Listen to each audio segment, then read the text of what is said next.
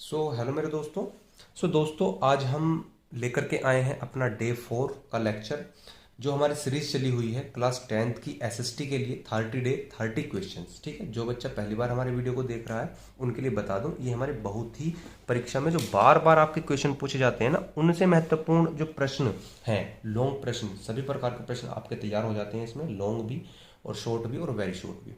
सभी प्रकार के जो प्रश्न होते हैं वो आपके तैयार हो जाते हैं अगर आप हमारे लेक्चर को डेली आप देख लेते हो तो हमारी सीरीज चली हुई है, सीरीज का आज हमारा 4th डे है। ठीक है जी। तो चलिए, इससे पहले हम जो है डे 3 मतलब 3 लेक्चर हम ऑलरेडी अपलोड कर चुके हैं। अगर आपने वो नहीं देखा है तो आप जा करके देख सकते हैं।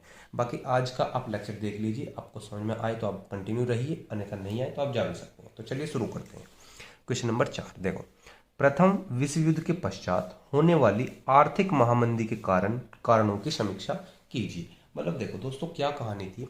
जब पहला युद्ध हो गया, पहला विश्व युद्ध हो गया, 2 विश्व युद्ध हो चुके हैं, जब पहला विश्व युद्ध हो गया था तो उसके बाद जो आर्थिक मंदी आई थी वो किस प्रकार से आई थी और क्या उसका सामना करना पड़ा था, वो चीज आज हम डिटेल में समझेंगे। चलो जी, सबसे पहले हम देखते हैं कि महामंदी का मतलब क्या होता है, महामंदी होता क्या है। ठीक है जी, मंदी आना मतलब कि देश के अंदर की आर्थिक मंदी है ना, उसको महामंदी बोलते हैं। अब देखो थोड़ा पढ़ते हैं।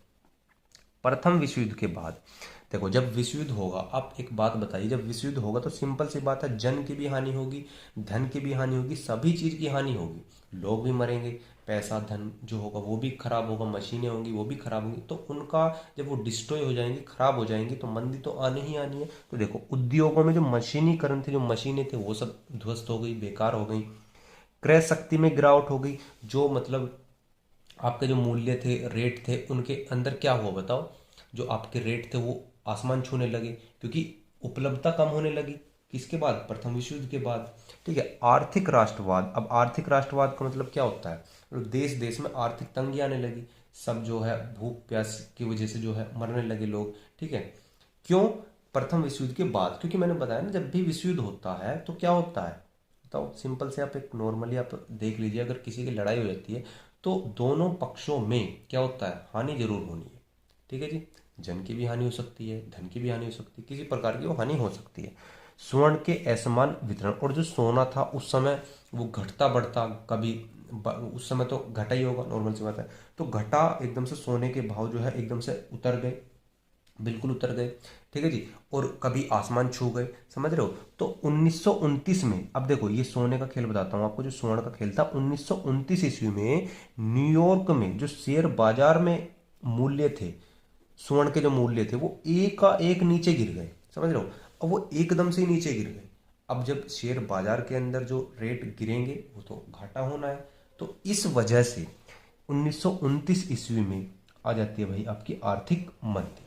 ठीक है जी, इसी को हम बोलते हैं 1900 ईस्वी की आर्थिक मंदी। ये क्वेश्चन आपका इस तरीके से भी आ सकता है कि 1929 29 सॉरी 29, मैंने शायद 19 बोल दिया, 1929 ईस्वी की आर्थिक मंदी किसे कहते हैं। तो आपको इसमें आंसर ये देना है, आप बना करके लिख सकते हैं क्योंकि एसएसटी सब्जेक्ट है, डिट्टो इसमें आपको लिखना नहीं होता है। चलो जी, अब कारण क्या थे सुन, इसके कारण क्या थे, मतलब हुई क्यों नहीं। चलो भैया, 1929 में स्टार्ट हो गई थी, 30 के दशक तक ये बनी रही थी, मतलब 30 के दशक तक ये पूरी जो है छाई रही जो मंदी थी। ठीक है।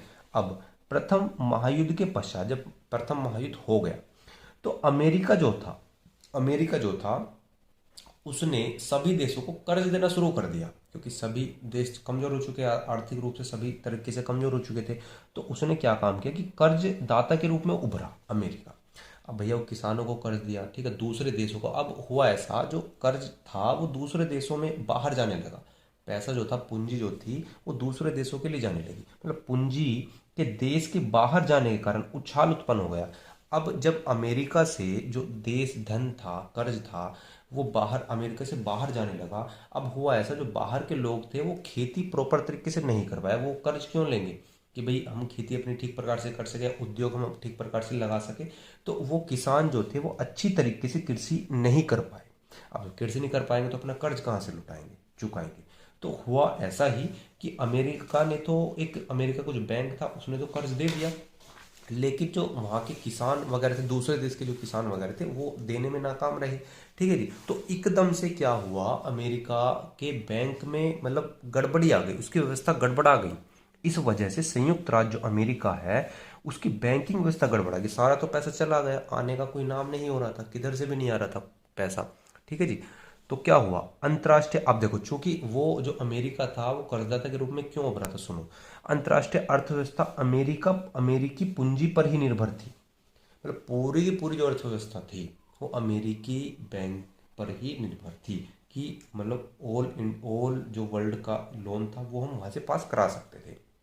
लेकिन उसने तो लोन दे दिया, अब वहाँ से लोन वापस नहीं आएगा तो फिर अमेरिका को भरपाई कहाँ से होगी, है। तो भाई अमेरिका की बैंकिंग व्यवस्था भी गड़बड़ा गई।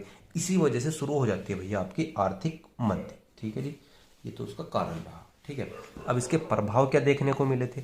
अब देखो प्रभाव, सभी देशों की पूंजी को गहरा आघात लगा। अब भाई जब आर्थिक मंदी होगी तो हर प्रकार से इधर उद्योग का भी, हर प्रकार से जो है मशीनीकरण का भी जो है बुरा प्रभाव देखने को मिलेगा। ठीक है जी, वो व्यवस्था गिर जाएगी पूरी तरीके से। सेकंड क्या, फांसीवाद जो शक्तियां थी वो जोर पकड़ने लगी, और जो दूसरे देश जो इन्वॉल्व नहीं हुए थे युद्ध के अंदर, उनके पास तो बनी हुई थी ताकत, तो वो क्या क्या करने लगी, वो अटैक करने लगी उन देशों पर जो क्षतिग्रस्त हो चुके थे। ठीक है। थर्ड, अनेक कारखाने बंद हो गए, काफी सारे जो कारखाने थे वो क्या हुए, बंद हो गए। फोर्थ, अनेक वस्तुओं का उत्पादन कम हो गया, बहुत सारी ऐसी वस्तुएं रही जिनका उत्पादन ही बंद हो गया, बननी ही बंद हो गई। पांचवा, निर्धनता में भैया अत्यधिक वृद्धि होगी, बहुत ज्यादा वृद्धि देखने को मिली गरीबी में, निर्धनता बोलते हैं गरीबी को। ठीक है भाई, समझ में आया क्वेश्चन। अगर समझ में नहीं आया तो आप एक बार दोबारा से देख लीजिए। बस स्टोरी के माध्यम से ही, एकमात्र तरीका यही है कि आप स्टोरी के माध्यम से ही इन एसएसटी क्वेश्चनों को याद कर सकते हैं। तो मिलते हैं अब हम अपने अगले लेक्चर।